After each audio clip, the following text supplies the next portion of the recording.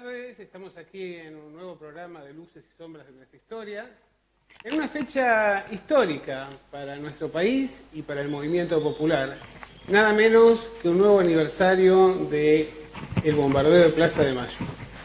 Un momento en el cual los sectores opositores al peronismo, al movimiento nacional y a la democracia decidieron que ya era turno de que el poder volviera a sus propios dueños y decidieron, a partir del ataque armado de los aviones de la aeronáutica, la bendición de la jerarquía eclesiástica y el respaldo de los partidos de oposición, llevar adelante un ataque contra su propio pueblo, sobre lo cual vamos a reflexionar en este programa, y nos muestra en todo caso hasta dónde llega la voluntad, el deseo de poder, y que en realidad para determinados proyectos no existen los límites. Estamos aquí, como siempre, con Marilina Juárez. Hola, muy buenas noches a todos y a vos también, Alberto. Bueno, y Javier de Garín, por supuesto. Buenas tardes. Bueno, parece que Pepe está pachucho, me parece que sí, creo que ¿qué hizo? Se llevó por delante. No sabemos en qué condiciones tuvo algún inconveniente vial. Bueno, sí, sabemos que tenemos 15 víctimas viales por día, por suerte sobrevivió, así que esperemos que se reponga rápidamente. Y volviendo a la seriedad de nuestro programa, vamos a empezar con un video que nos va a recordar una de las horas más oscuras de la historia de nuestro país. El jueves 16 de junio de 1955, la ciudad de Buenos Aires amanece nublada y con frío. Además del movimiento habitual de un día de semana, la Plaza de Mayo recibe la visita de muchos curiosos. Para las 10 de la mañana está previsto un espectáculo aéreo, en el que se lanzarán flores en señal de adhesión al presidente de la República, Juan Domingo Perón.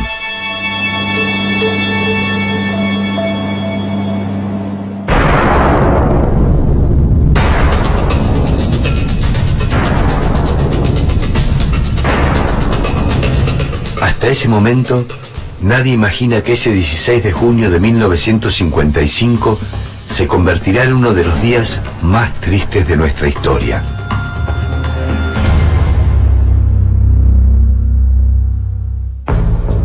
Para mediados de 1955, Perón lleva 9 años en el poder. Su política social le ha valido el apoyo de grandes masas de trabajadores y también el repudio de quienes han visto perder sus tradicionales privilegios. En un clima de tensa disputa con sus opositores, un conflicto con la Iglesia Católica actúa como el detonante de la crisis. El 11 de junio, la tradicional procesión de Corpus Christi se convierte en una gran manifestación en contra del gobierno. Frente a la catedral confluyen miembros de la Iglesia junto a militantes de todos los partidos opositores. Las diferencias entre ellos son muchas, pero los une un odio visceral a Perón. 5 días después, la misma Plaza de Mayo es el escenario de una tragedia.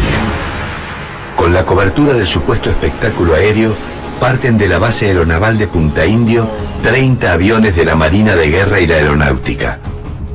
En su fuselaje llevan la inscripción Cristo vence.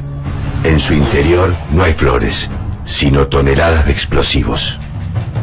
Al mediodía llegan sin inconvenientes al centro de la ciudad. El objetivo es matar al presidente y destruir las conquistas del pueblo. Pasado el mediodía, inesperadamente la silueta de un avión se recorta sobre el cielo.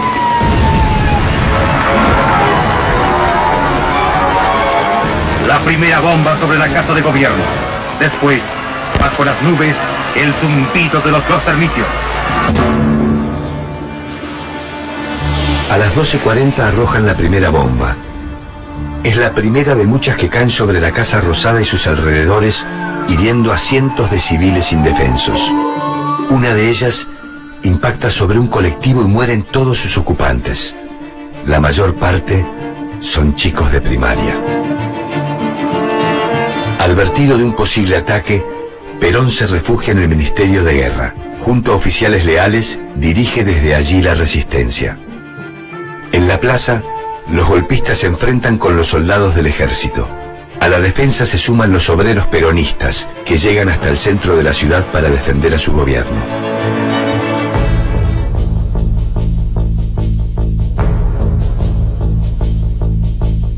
En una segunda incursión, los aviones rebeldes lanzan sus bombas sobre la CGT, el Ministerio de Obras Públicas, el Departamento Central de Policía y la Residencia Presidencial, ubicada donde hoy se encuentra la Biblioteca Nacional. Además del bombardeo desde el aire, la estrategia golpista para tomar la Casa de Gobierno se completa con un ataque con ametralladoras desde la Secretaría de Marina. A las 4 de la tarde, los aviones descargan sus últimos proyectiles y huyen hacia Montevideo. Una hora después, los líderes de la sedición son cercados en el Ministerio de Marina y forzados a rendirse. Al final de la jornada, el bombardeo a la Plaza de Mayo y otros puntos de la ciudad deja un saldo de más de 300 muertos y el doble de heridos. Perón es derrocado 3 meses más tarde, cuando el 16 de septiembre una nueva sublevación destituye al gobierno constitucional y usurpa el poder. Este golpe, autodenominado Revolución Libertadora, legitima la violencia del bombardeo y sus principales perpetradores reciben honores por haber atacado a la población que debían defender. Durante décadas, uno de los mayores actos terroristas de nuestra historia se mantiene oculto. Tanto dolor e impunidad comienza a ser reparado medio siglo después. El 16 de junio de 2008 se inaugura un monumento que recuerda a las víctimas de uno de los hechos más trágicos de nuestra historia. 60 años más tarde, la historia demostró que las bombas y el terror no cumplieron su objetivo. El pueblo nunca se fue de la plaza. Bueno, la verdad que las imágenes son terribles, son contundentes y nos muestra la magnitud de la barbarie que se vivió por aquel momento y que lamentablemente en nuestro país lo hemos experimentado de manera reiterada. ¿Qué impresión te llevas, Marilina? Bueno, lamentablemente fue nuestro Guernica, como le digo yo, ¿no? Este bombardeo tan violento a la población civil, nada más y nada menos. Esta violación tremenda de todos los derechos humanos, bueno, y aparte que inaugura un periodo de los más trágicos de la historia argentina, ¿no? Y también inaugura la resistencia, ¿no? Yo lo que creo es que se quería borrar, digamos, al peronismo de la faz de la tierra, ¿no? Y borrar es imposible, ya lo sabemos en historia. Y pero borrar parece como que reiteradamente se intenta borrarlo de la faz de la tierra, ¿no? En distintos momentos de nuestra historia que llegan hasta el presente. Sí, la verdad que los movimientos populares siempre han tenido su contrapartida, ¿no? Su contraofensiva. Sí, la verdad que me ha tocado hablar con algunos testigos de ese bombardeo. Uno fue una persona conocida mía, militante de Lomas de Zamora, que no era peronista, siempre fue más bien de izquierda y había venido de Tucumán con el hermano, siendo muy jóvenes, y estaban viviendo en una pensión mientras buscaban trabajo. Cuando comienza el bombardeo, se acercan, no creyendo que hubiera un peligro, como le pasó a mucha gente, y al hermano lo alcanzó una bomba, no sé si le arrancó parte del cuerpo o recibió las esquirlas. Lo subieron a un camión para tratar de auxiliarlo. Me contaba este señor que estaba lleno de gente herida y había gente muerta. Y el camión nunca supo a dónde fue. No lo pudo, no pudo ubicar el cuerpo del hermano. Estuvieron deambulando aparte estaba él solo, era un muchacho muy joven, adolescente. El hermano era un poco más grande. No lo pudieron ubicar. Durante mucho tiempo la madre que vivía en Tucumán pensaba que albergaba la esperanza de que estuviera vivo, pero él, que lo había visto, sabía que tenía que haber muerto.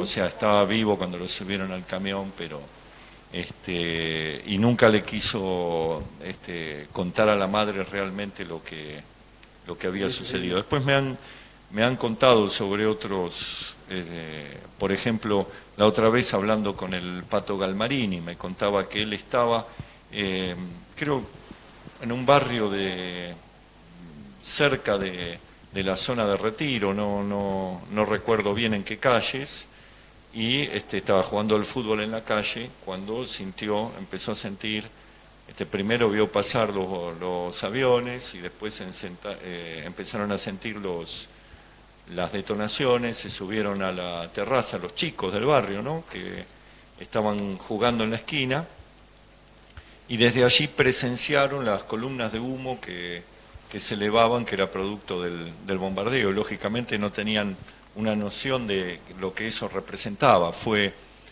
con los años, dice que fue tomando conciencia de lo que había pasado ese día, y creo que en general la gente no se enteró, salvo los que lo presenciaron directamente, la magnitud que había tenido ese bombardeo. Eso se supo bien mucho tiempo después. Pero tenemos a Pepe acá que ha venido recuperado felizmente, ¿no? Sí, felizmente. ¿Una cura muy rápida o todavía no empezó? No, todavía duele bastante.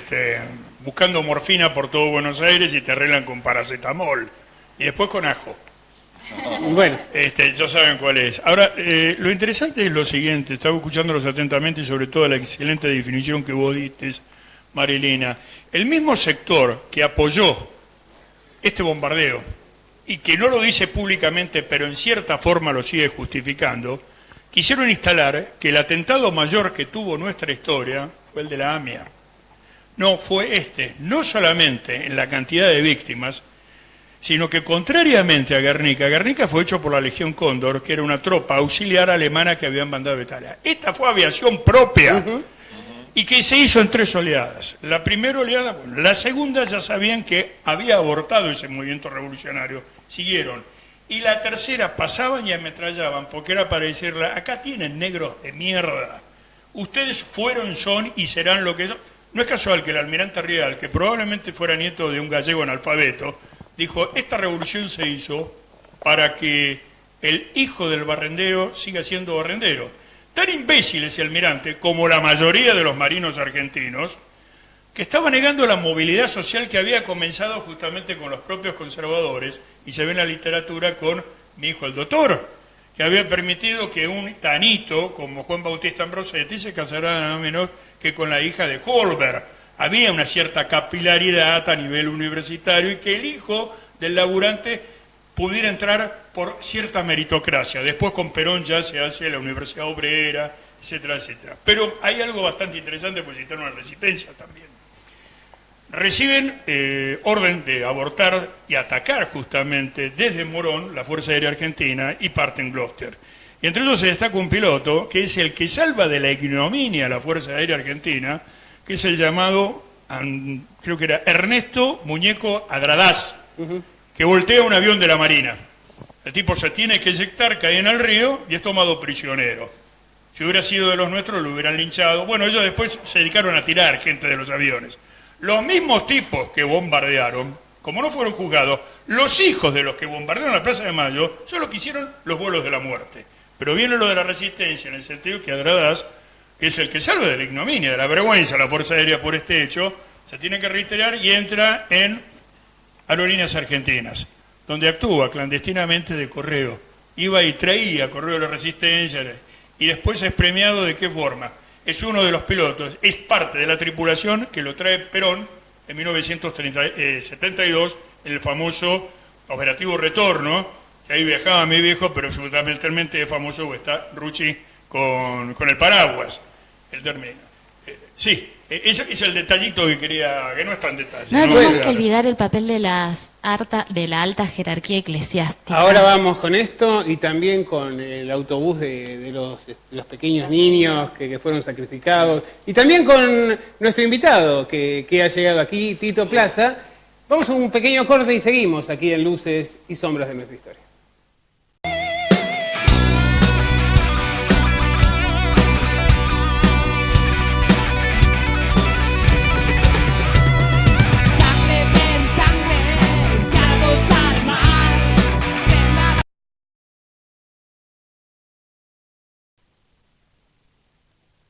Seguimos en Luces y Sombras de nuestra historia, aquí con nuestro invitado, Jesús María Tito Plaza.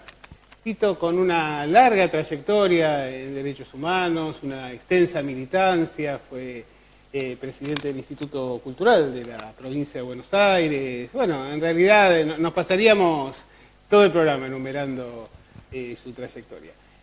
Una primera reflexión, Tito, respecto de lo que estábamos hablando.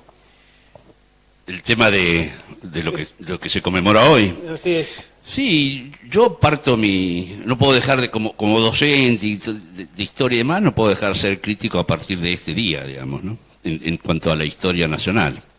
Más o menos venía escuchando, hay muchas coincidencias sobre qué significó este bombardeo, el bombardeo de la primera RACE sobre la sociedad civil después de la Segunda Guerra. Esto ya se sabe, pero bueno. Pero para mí es un punto de partida para un Estado nuevo, que esto se consolida con los fusilamientos del 9 de junio del 56, que es un concepto que vos ya sabés que suelo manejarlo. Para mí la historia argentina termina el 9 de junio del 56, para poner una fecha, y a partir de ahí comienza otra, digamos, la historia de la Argentina con el terrorismo de Estado a cuesta. Y que fue un anticipo el bombardeo sobre Plaza de Mayo y se consolida después con los fusilamientos. Así que, y además de ahí inicia un proceso de épica muy importante el movimiento peronista, que no había sufrido estas cosas de la violencia en los términos que lo sufrió. A la muerte de Eva sobreviene una etapa bastante difícil para el peronismo, que se quería insertar en otro proceso económico internacional, y justo con unos desafíos internos muy grandes, las corporaciones del momento.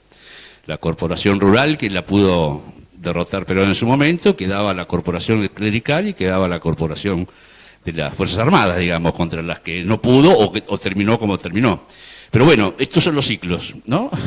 Y el peronismo, como movimiento que inició en la Argentina una etapa importantísima en su segundo ciclo, se le agotó ahí, se le agotó desde la violencia, por eso el peronismo perdura, por eso uno lo mantiene. Pero también sirve para la reflexión, y esto lo hemos hablado con vos, Alberto, varias veces, cómo un movimiento de 70 años tiene la realidad, la Argentina que tiene hoy, digamos, ¿no? Algo hemos hecho mal, esto es definitivo. Cuando a partir de octubre del 45 no había los porcentajes de pobreza que hay hoy en día, ¿no? Los porcentajes de desocupación, la tristeza de este país no existía. Entonces, después de haber estado 70 años como baluarte, digamos, de una nueva Argentina, nos encontramos con una realidad mucho más grave que la que encontró Perón el 17 de octubre. Y esto tiene que amerita un profundo análisis. No digo autocrítica, porque la autocrítica la usan nada más que para etapas o coyunturas muy especiales como la que estamos pasando. Pero sí hay que empezar a ver de ahí, ver que el mejor momento del nacimiento del peronismo, que fue una etapa pacífica, porque fue una etapa pacífica comparado con la violencia que viene posteriormente, que es la Constitución del 49, que es, para mí es el ABC de la nueva Argentina, la comunidad organizada, una comunidad pluralista en su participación social, que esto es lo que uno trata de infligir, y que a partir de esa Constitución, que nunca se pudo aplicar como debería aplicarse, tenemos la consecuencia de lo que hoy en día pasa. Vengo diciendo que nosotros no recuperamos, después también de otro proceso épico, ni siquiera con el regreso de Perón, ni siquiera después con la caída de la dictadura genocida, nosotros no recuperamos en absoluto un modelo democrático. Lo que sí recuperamos es un orden jurídico, que no es poco, pero un orden jurídico frente a un orden de facto, recuperar un orden jurídico no es poco, pero ese orden jurídico no es nuestro.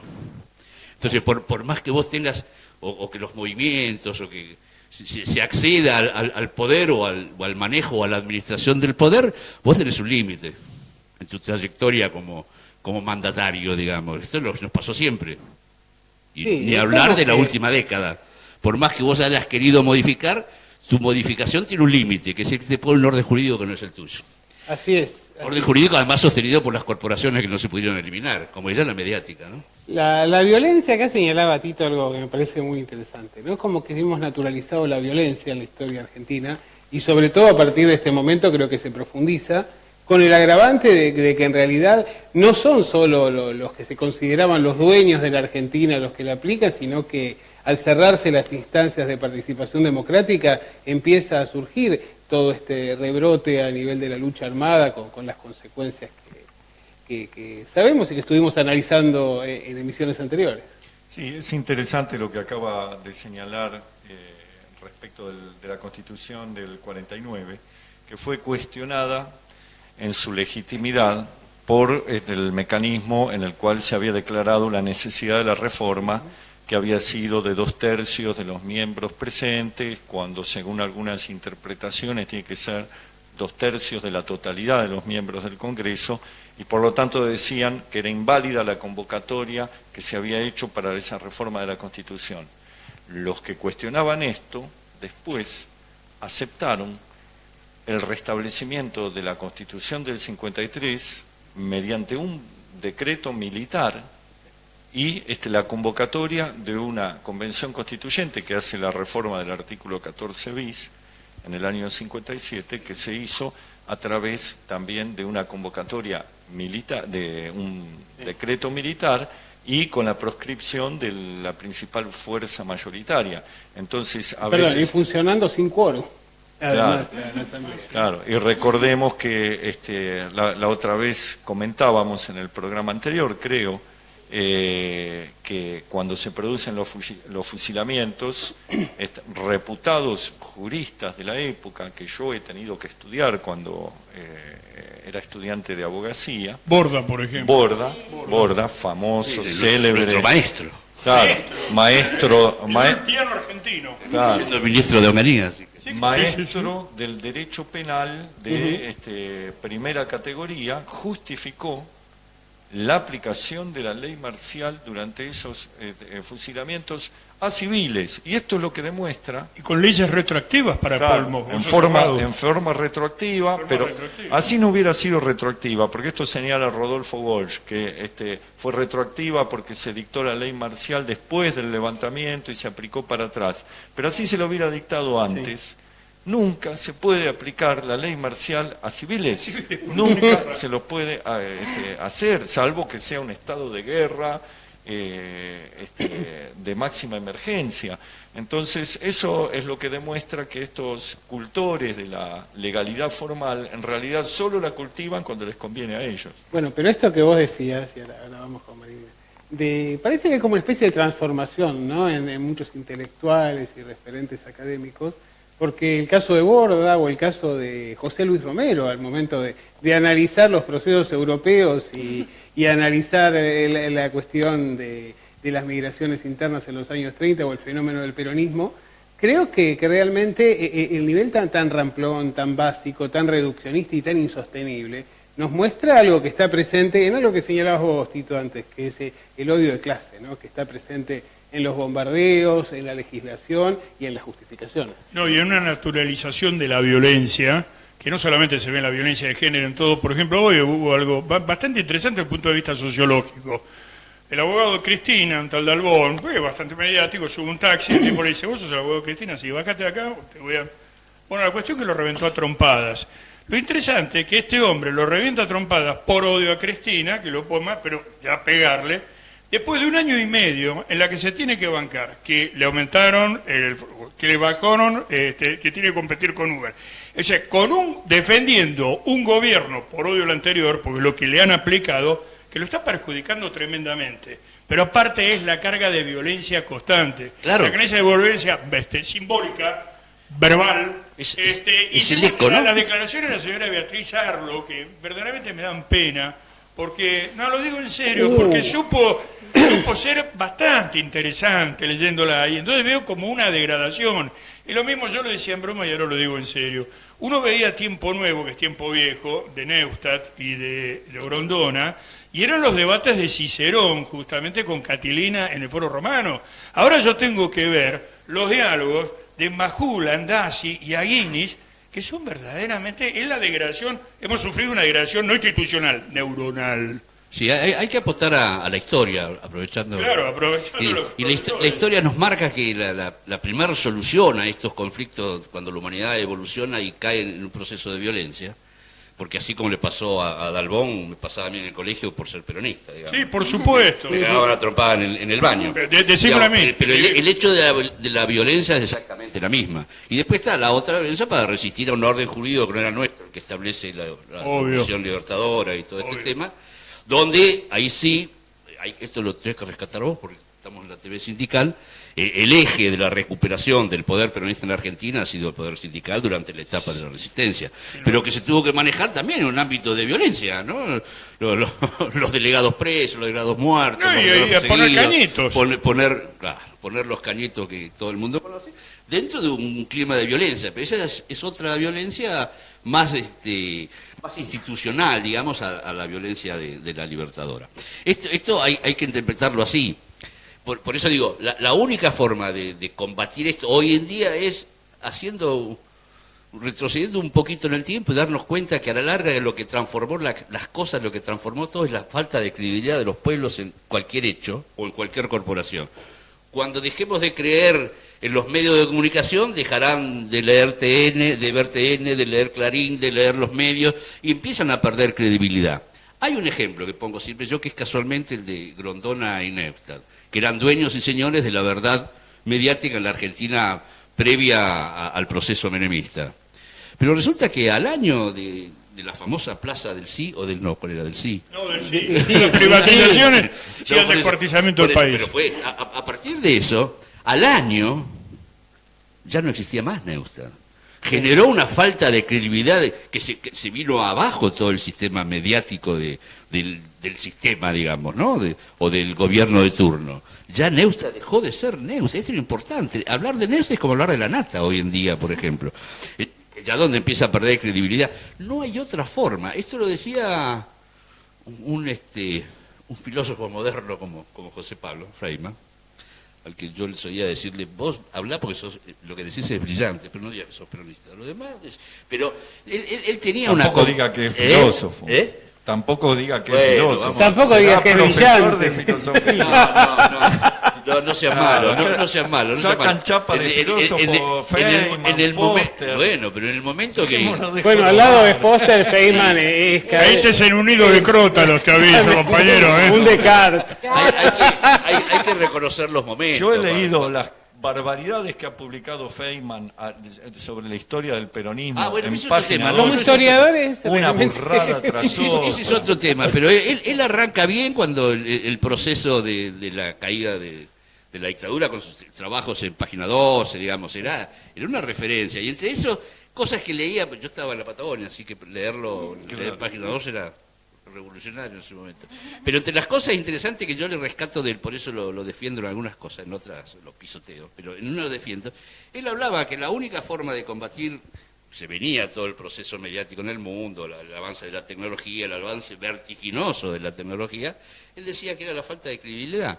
Cuando los pueblos dejan de creer, claro, se caen, automáticamente se caen. Lo que y hemos es una visto verdad, para mí es una verdad. Lamentablemente no ha sido por la falta de credibilidad que se los combatió, sino sino por la creación de un sistema paralelo de mentiras. O sea, no se puede combatir la mentira con la mentira. Claro. No se puede combatir TN con 678. Ni con 65N. Entonces, el que tiene la verdad combate con la verdad y eso le da credibilidad. Si solo se instala campos paralelos de mentiras, TN por un lado, C5N por el otro, unos mienten para un lado, otros mienten para el otro. La verdad que lo único que se logra es que no se crean nada. Eso argumenta más lo que intento decir, digamos. La falta de credibilidad es casualmente en la comunicación. No importa de qué lado. Pero la falta de credibilidad... A ver, un momentito, tenemos el cupo femenino. Disculpa, Marilena. No, respecto a este tema de creación de verdades, lo estudió mucho Foucault.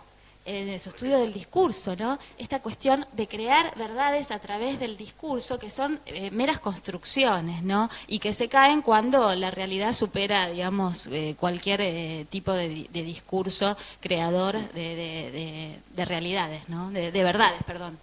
No hay que desecharlas, porque también lo he hablado bastante con con Alberto, yo soy un creyente de la leyenda, yo creo más en la leyenda que en la verdad, esto no tengo ninguna duda. Esta verdad que nos muestran a través de la comunicación históricamente, yo he dejado de creerle. En el caminar del avance científico y académico, uno profundiza cosas y empiezo a creer en las leyendas.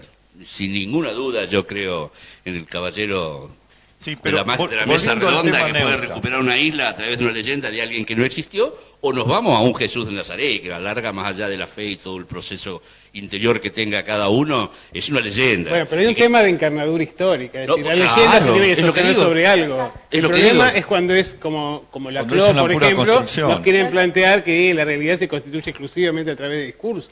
Claro, El relato, fíjese, Claro, el relato. Digo que es la etapa en que estamos. fíjese Sí. que cuando hablamos del primer peronismo, como usted bien señalaba, un país en el cual se desterró la pobreza, eso es una realidad concreta. Ahí no se puede discutir. Podemos decir si nos gusta o no nos gusta, si Perón se peleó con la Iglesia, se equivocó, no se equivocó, pero digamos, hay una realidad concreta. Ahora, un No perdió credibilidad esa realidad. país con 30% de pobres revela que después se hizo un relato, se hizo una construcción de una transformación de la sociedad que no fue tal, porque si no, no tendríamos hoy, por más que esté Macri, no tendríamos hoy 30% de pobreza. Es lo que digo, algo hicimos mal. No, Claro. hemos Eso es involucionado. coincidencia No hicimos absoluta. algo más, hemos involucionado. Vos lo dijiste muy bien, el dato concreto, objetivo, que prácticamente no había, o de deuda externa, no había nada. Bueno, está bien, la Libertadora nos metió en el Fondo Monetario, esto y aquello. Pero muchachos, después, sea gobiernos provinciales, o sea gobiernos nacionales, el peronismo tuvo el poder concreto y no se modificó, sino que se fueron ampliando, y aparte no límites de pobreza, límites de marginalidad al estilo de Burkina, a nivel, perdón, no estilo, del nordeste brasileño de Burkina Faso. Entonces, bien dijiste recién, no es cuestión de hacer una autocrítica, porque eso lo podemos hacer en el bar de la Avenida Corrientes. No, acá es concreto, un análisis. Yo digo una cosa, perdón Pepe, Sí, por volviendo favor, al tema Javier. del abogado de Cristina, Dalbón. Lo puse como un ejemplo. No sé qué es lo que pasó, no me acabo de enterar, no me interesa realmente, pero yo digo, no es violencia, no solo eso, sino también decir que en Argentina había menos pobres que en Alemania. Ah, no, es desde eso luego. un ejercicio de la violencia, esa mentira.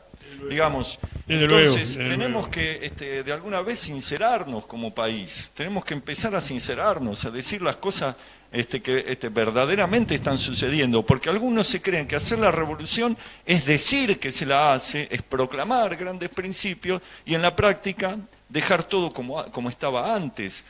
Esta es Con la riesgos. esencia. Yo coincido, pero hay riesgos. Hay riesgo de la violencia colectiva producto de esto que se está viviendo, digamos. La bronca cuando se colectiviza, cuando la bronca se pone en un colectivo, es imparable. Es que hay Y la un bronca provoca esa violencia que se suele decir si hay de arriba viene de abajo. Estamos en ese proceso. Estamos en un proceso tan grave, hagan de cuenta que no me escucha, de que uno intenta, defensor de derechos humanos, toda la historia que voy a decir, uno empieza a comprender que la justicia por mano propia es justa en esta etapa que vivimos, donde la desprotección, digo como análisis, no quiere decir que este Sí, sea entendemos. el lema. Sí, Pero sí. ¿cómo no vas a entender la justicia por mano propia cuando En no un estado existe? de naturaleza. Ese es el problema. Y cuando esa justicia por mano propia se transforma en el amburazo, entonces uno empieza a justificar otro tipo de... Y vos fijate que Yo no creo hay, que estamos en ese no hay proceso. no hay un reconocimiento de la sociedad en sus instituciones, eso es evidente. Las instituciones funcionan con su lógica y la sociedad por otro. Cuando vemos lo que ha pasado con los discapacitados y los ejercicios de prueba y error y demás que hace este gobierno, o cuando estos discursos que señalábamos antes, el que hablaba antes Javier, de que teníamos indicadores superiores a los de Alemania, pasa que el 80% de la sociedad estadísticamente permanece fuera de la política, totalmente descreído, y tenemos solo un 20% de especialistas de alguna manera que se manejan con un discurso único, que escuchan para contestar, pero simplemente para responder y para agredir, pero no para buscar consenso. Vos lo dijiste al pasar recién, Alberto. Es decir, hay un grupo que intenta imponer de que estamos viviendo en un estado de cultura y lamentablemente estamos viviendo en un estado de naturaleza Así es. absoluto. Absoluto. Más allá que nos quieran vender, sea desde el progresismo de Cablevisión 5, algo por el estilo. Las brutalidades de TN, todo esto de que vivimos en un estado de cultura. No es ficticio, Por eso, es una narración de otro lado. También coincido contigo. Inicié la participación diciendo que lo que no entendimos nosotros, que este orden jurídico que no nos pertenece. No es nuestro. Por lo tanto, las instituciones no son nuestras. Por eso yo reivindico también que dan las instituciones, como dicen, por eso yo reivindico el mito y la leyenda, inclusive. Tanto el mito y la leyenda, absolutamente. Tanto es así de que nosotros, la involución, como dice Pepe, nosotros estamos reivindicando la Constitución del 49. Mira, a mí ¿cómo ha llegado? Una gran solución. Voy a contar una cosa que me parece... Uno siempre, ya que todos hemos tenido algún tipo de desempeño y lo seguimos teniendo en mayor o menor medida, por lo menos la pretensión de intervenir en los procesos de formación de opinión pública. Y yo realmente en el gobierno anterior había insistido mucho en que había que reformar la Constitución, pero que me parecía que hacía falta un gesto de grandeza. El gesto de grandeza era que la presidenta en funciones previamente renunciara a imponer un artículo de reelección indefinida. Porque teníamos una Constitución que era la del 94 que realmente se daba o confrontaba permanentemente con la legislación que se estaba sancionando permanentemente y vivíamos con una norma que podía ser reemplazada fácilmente con un cambio de gobierno, pero lo que estaba en el fondo era una Constitución con una matriz individualista, privatizadora, excluyente, que es la que tenemos hoy en día. Lamentablemente, en lugar de adaptar la Constitución a los cambios, se terminó implementando una política que llevó de alguna manera a hacer entrar a la sociedad dentro de esa Constitución de los años 90. Pero perdimos la oportunidad de empezar a transformar las cosas. Ese 54% de hace 4 años atrás es un desperdicio. Digamos. No se recuperó. Y bueno, por eso, pero si vos te montás en un 54%, vos podés empezar a hacer transformaciones, ¿no? Cuando sinceramente pensás que tienen que hacer. Pero desde la grandeza y no desde el interés. No, o desde la composición ideológica distinta, digamos. Claro, y totalmente. Bueno, de peronismo hubo poco dentro de ese. Aquí se está saliendo de la vaina, Javier. No, simplemente para recordar, hablamos muchas veces sobre lo mismo, a lo mejor uno es reiterativo, pero creo que el último intento de transformación de la realidad fue en el último gobierno de Perón. No tengo duda. Sí, totalmente.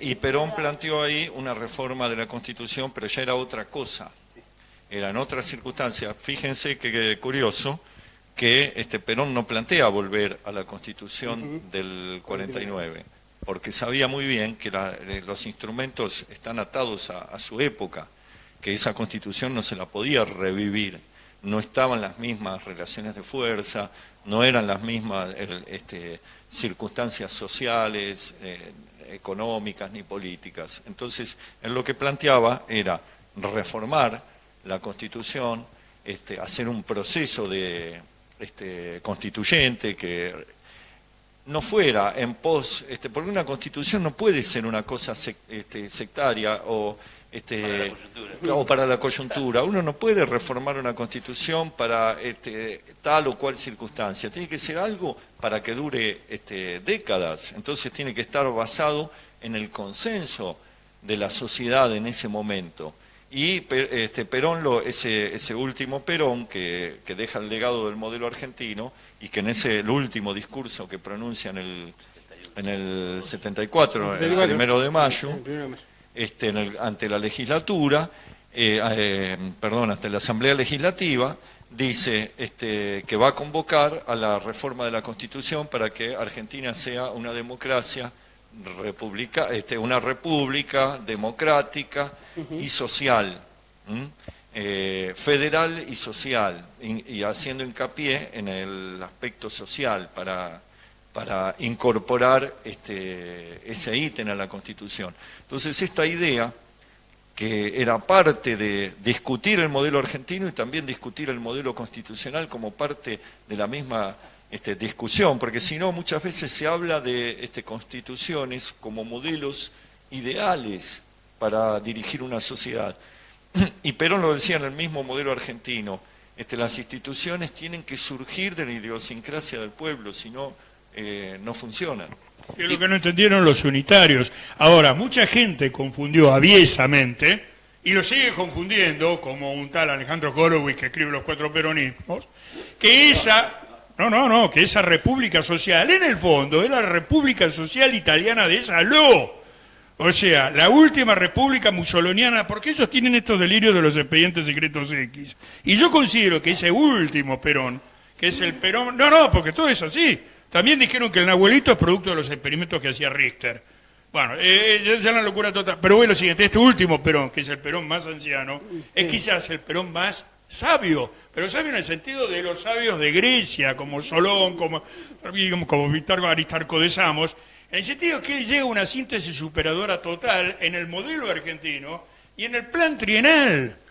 Pero lamentablemente de por izquierda y aparte qué mala coyuntura que tocó, que ya era 73, 74, Trilateral Commission, precios del petróleo, y después el efecto dominó, ya había caído Uruguay, cae Chile anteriormente, y es toda la aplicación del modelo, bueno, que aplica el Departamento de Estado. Entonces, y ya con esto termino, a duras penas estaban dispuestos a aceptar, inclusive los milicos y payos de acá, una patria justicialista, y un grupo de boludos quería ir a la patria socialista cuando se estaba cayendo el continente, y no eran descerebrados precisamente, ¿no? Sí, coincido, muchas veces hemos hablado sobre este tema en este programa. Bueno, está en tu libro, sí, está en tu libro. Sí. Coincidimos totalmente. Yo quería agregar sobre esta visión de que vos decís el Perón más sabio, que era un Perón autocrítico. Pero ni hablar. Un Perón que decía que no iba más, eso para un peronista no hay nada mejor que otro peronista, sino que tenía que ser para un argentino. El error lo produjeron los protagonistas, que en realidad, volviendo a esos ejemplos, pensaban que venía Pericles y que estaba viniendo era Sócrates. Esta es la realidad. Es decir, y Perón sabía que él no era Pericles y sabía que no estaba más para empezar a decir lo que había que hacer en este mundo, cuando había un proceso tecnológico que empezaba a evolucionar y a adecuarse a ese proceso tecnológico. Los cambios de la constitución tienen que ser como dijiste vos, eso no hay ninguna duda. Porque hoy en día ni hablar, hoy el vértigo pasa ya. Pero Perón era consciente de esa era tecnotrónica absoluta. Claro, él venía era el más consciente. Pero venía de Europa de ver justamente al Club de Roma, los límites del crecimiento. Entonces cuando ya empezaba a hablar de algo ambiental, decían, está con los pajaritos, está Lelo. Y bueno, no quiero volver a repetir, ¿no? Pero uno lee Laudato y digo, ¿yo dónde lo leí esto? Está en el modelo argentino. Claro. Bueno, no porque se copie, sino por una continuidad de conceptos. No solamente desaparecieron 30.000, sino que desapareció la esencia de aquella propuesta que la historia nos puso a nosotros como protagonistas. Yo eso lo tengo claro. Y eso Perón lo vuelca después de un proceso sesentino. Yo rescato mucho a la generación del 60, por encima de la del 70. La verdad que el relato del 70, del cual soy también protagonista, no me lo como. La década del 70 fue la década de la violencia perdedora, digamos, ahí la década del crimen, fue terrible la época del 70, no creo nada en la década del 70, en cambio la del 60... Es Hernández Arregui y José María Rosa, es revisionismo histórico, es Ortega Peña igual haciendo revisionismo histórico. Pero por donde quiera, por lo cultural ni hablemos. Él una vez, cuando yo recién lo conozco, él vino a hablar a La Plata y entre tantas cosas lindas y buenas que dijo, habló de que una de las características más importantes del por qué el peronismo se transformó revolucionario fue que cambió el hecho cultural de integrar el folclore al tango. Y la verdad que me quedó eso, o me equivoco, lo dijiste, creo que estás convencido. Eso quedó, esa integración, ese cambio cultural quedó y eso se hizo en los 60, porque para hablar desde chalchaleros del folclore hablo, ¿no? Hasta cualquier otro personaje que quiera decir, tipo fue en la década de los 60, una época de mucha creatividad, y no solamente en el mundo... París 68, ¿no? No, acá. Sino acá. Hasta el Instituto de Tela, mira lo que te voy a decir, no me tomes de frívolo, pero... Bueno, y ahora reivindicaba a Beatriz Arlo, porque en realidad, que quiero hacer una aclaración acá, porque hizo un comentario recién Pepe, que ni Javier ni yo suscribimos, me parece. ¿Cuál es? Es decir, que era una intervención del otro día. Porque yo comparto lo que dice Beatriz Arlo. Yo comparto absolutamente lo que dice Beatriz Arlo, y Pepe considera que es una descerebrada... ¿Cuál de lo que dijo? ¿Lo que dijo a lo último? No. Yo no dije eso, ¿eh? Cuando Beatriz Arlo considera que Cristina ya no es un actor que vaya a volver, digamos, más allá de que le vaya bien en la elección o no. Sí, yo escuché una sola cosa que me gustó de eso, que lo dijo hasta desde el punto de vista biológico. Y eso me parece clave.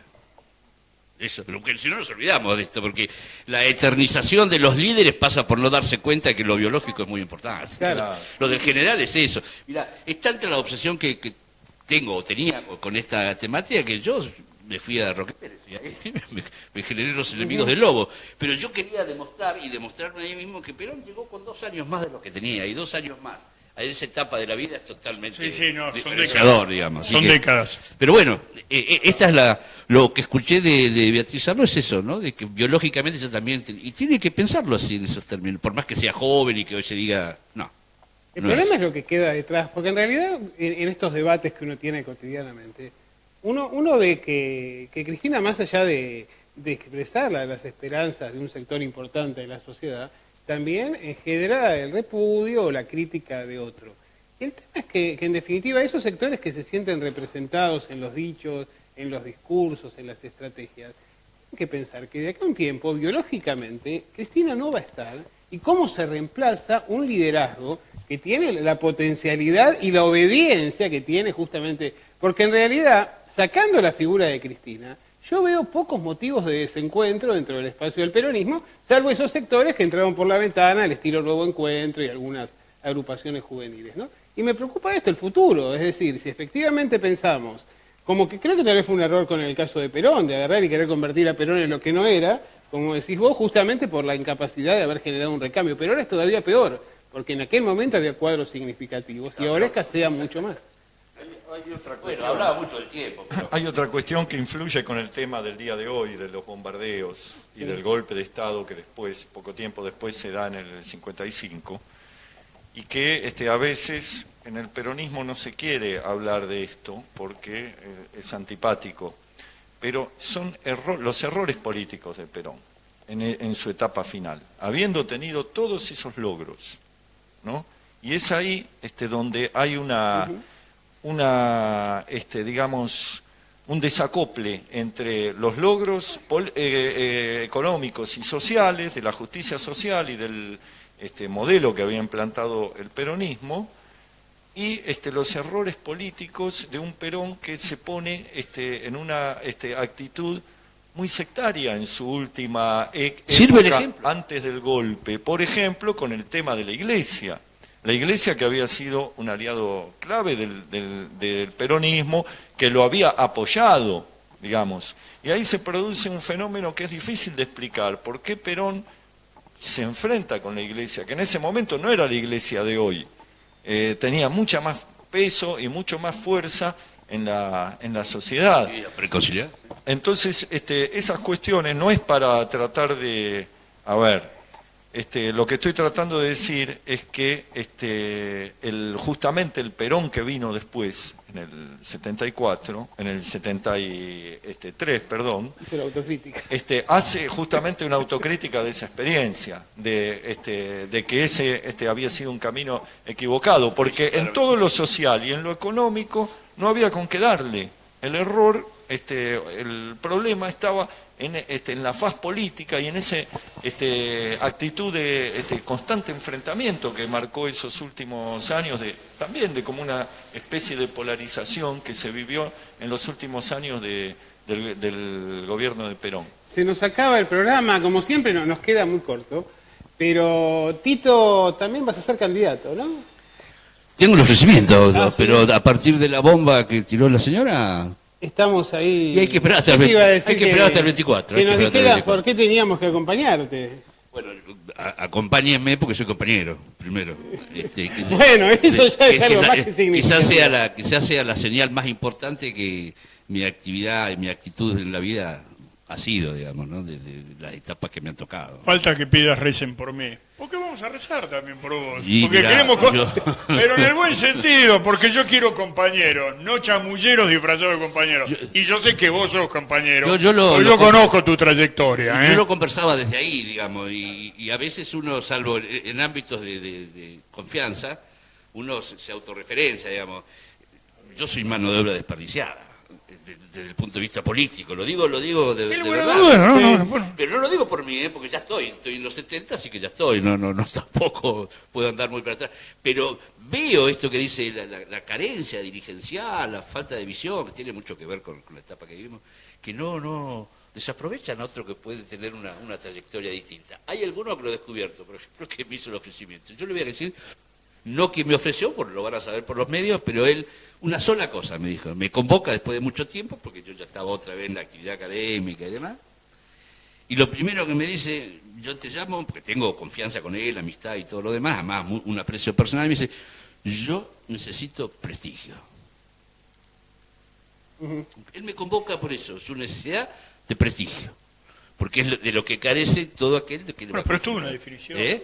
Esto es una definición, esto es una carga simbólica tremenda. Por eso ¿Qué te parece? lo digo acá, digamos, pero yo necesito prestigio. es la realidad. Vos me enaltecés, está diciendo. Bueno, tenemos que irnos. convocan, Tenemos que irnos. No vamos a decir que. ¿Decimos? No decimos. ¿Quién te convoca? Yo lo puedo decir porque para mí es el único dirigente que puede el país empezar a tener confianza en su capacidad, pero lo que pasa es que queda hoy como que está dentro de un discurso político electoral, pero Julio Alac ha sido 4 veces intendente de la Ciudad de La Plata, capital de la provincia, y eso habla. Y que, por supuesto que vos después de 4 gestiones tenés enemigo porque al hacer vas afectando intereses, como tenés amigos Bueno, porque... si no los pero tenés después, estás en un problema. Pero después fue 8 años ministro de la Nación. Esto es muy fuerte para cualquiera, salir maculado, esto es importante. Pero además fue ministro de la Nación de Justicia, donde casualmente el poder más fuerte corporativo al margen de los medios es el Poder Judicial, la Corporación Y Judicial. viniste Y que salió. se nos acaba el tiempo, así que, Perdón. pero me parece que la definición que te ha dado Julio Alac que es muy correcta y bueno, sabes que contás todo. Por lo menos con mi apoyo moral, claramente. Y te digo más, realmente quiero señalar que has venido con un remisero de lujo, ¿no? Sí, Alguien que han hecho... Mi Rolando Rivas. Vení acá. Con él pusimos las patas en Vení la acá, fuente. compañero. ¿Podés caminar? Hemos puesto las patas en la fuente. No puede caminar. Cuando cumplíamos, ¿cómo estás? Aquel Gallego González, algunos lo conocerán como futbolista y otros como meritorio apoderado del PJ en medio del estallido, que realmente ha hecho una tarea de surcido de esos bordes El que maravillosos. salvó, el que recupera el PJ en La Plata, el gallego. Pero Así me consta, que lo teníamos ahí afuera. Sin ninguna duda. Todo el salón, así que cómo no me voy a acordar de este compañerazo. Pero ese edificio tenía que haber visto lo que era antes que entrara él. 7 pisos. Así que no existía. Todo cerrado, lo puso en valor. Y el partido que es el mejor centro es el techo. del PJ de la provincia. Nos tenemos que ir, bueno, parece que para todos los gustos se hizo, como siempre, el tiempo, como se dice, es tirano, se nos ha hecho corto nuevamente, pero bueno, los esperamos la semana próxima con un nuevo invitado y una nueva propuesta aquí en Luces y Sombras de nuestra historia. Chau.